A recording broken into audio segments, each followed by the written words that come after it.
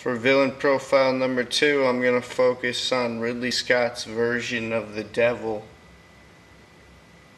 the first villain in the history of time. He is known as Lord Darkness in this movie. Legend, 1985, a fantasy movie full in a world with goblins, fairies, and whatnot. Pretty much same thing, same kind of world as you'd see in Lord of the Rings. It was done with an original script, and the actor portrayal was Tim Curry. It came out the same year that Clue came out in 1985, and he donned a picturesque big prosthetic makeup of the devil, as you can see. Went full out. I believe they altered his voice because, if you watch it, you could tell it's his voice of doing a really scary good voice.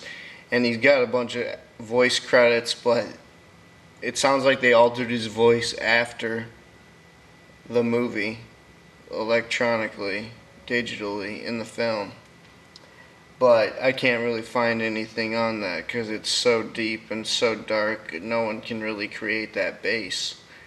And really great. I'm gonna go over this. His objective motivation is to destroy the sacred unicorns so darkness can rule for eternity. What else would the devil's main goal be? His weapons and abilities is manipulation. He's got a cult following of goblin minions, supernatural black arts, ruler of the underworld, deception by dream to humans, like Tom Cruise's character in this. Definitely check this out if you haven't heard of this or seen this. It's done by the director from Prometheus, the legendary director from obviously the Gladiator and the Alien franchise. Everyone has heard of him, obviously, or has seen a Ridley Scott, most likely, if you've seen movies in your life. Anyway, back to his weapons and abilities. Deception by dream, how he mentions that. They also make him have a sword, fantasy style, of course. And he blows fire at one point, and it's a total stunt man when they show that. His status, well, he's immortal. He was sent back to the underworld by Tom Cruise stabbing the unicorn in him, and he goes back to the fiery pit of hell to rule.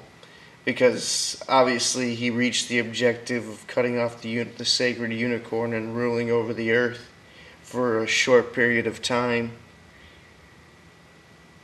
Species, he's a fallen angel, Satan, demon, Hellboy's dad. It's exactly what the prop looks like. That's probably what Guillermo del Toro went for. Obviously, it's the cliche generic version of the devil, the big red skin demon with the horns.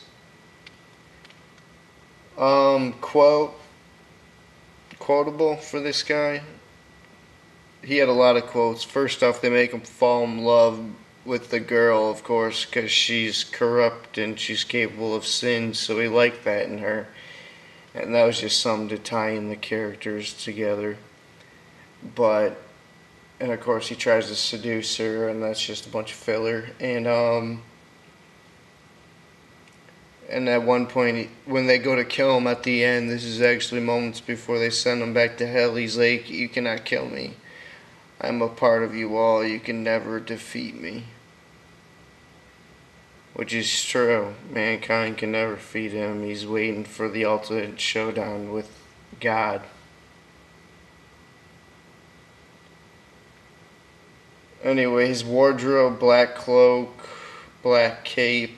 They even put beads on his wrist, I think. A barbarian style wardrobe. Occupation, king of hell. Psychological analysis, pure evil, envious of God, devious demon, only mindset is to corrupt mankind and rule over them. It's all a battle for souls. It's one big, large game. The God versus Devil, that's what it's all about. A battle for souls. Who can collect the most souls? I know. It's sad. We're all just worthless pawns in the big game between the God and Devil, but it is what it is. Tim Curry's performance, you could see the parallel.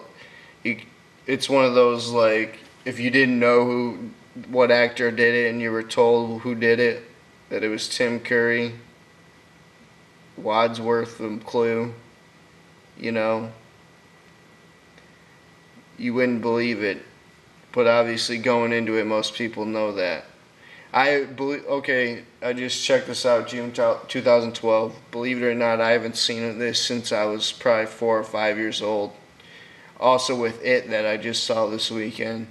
2 movies. They used to be my aunt's cousin's video collection. I would go over there. They used to have a huge collection. Definitely remember the unicorn scenes. Remember a few vivid scenes about the unicorn and him diving into the lake, and when darkness freezes over on Earth and him coming up and it freezes the lake. Dope scene. And yeah, when she throws the ring in there, great.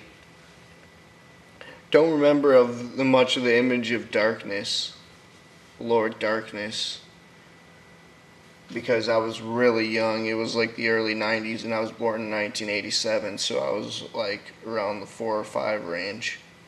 Anyway, yeah, he was under a lot of props, amazing range, amazing performance that he was able to portray as the devil. The exact epitome of the devil came out of him.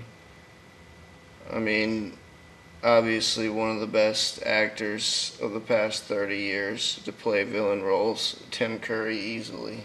He made the It character, Pennywise, so iconic.